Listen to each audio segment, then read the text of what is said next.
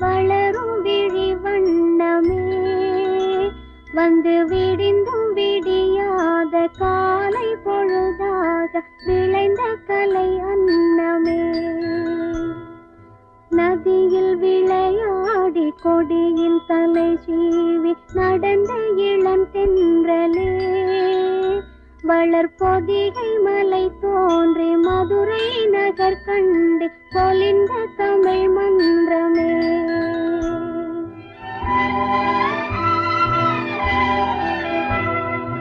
மலர்ந்து மலராத பாதி மலர் போல வளரும் விழி வண்ணமே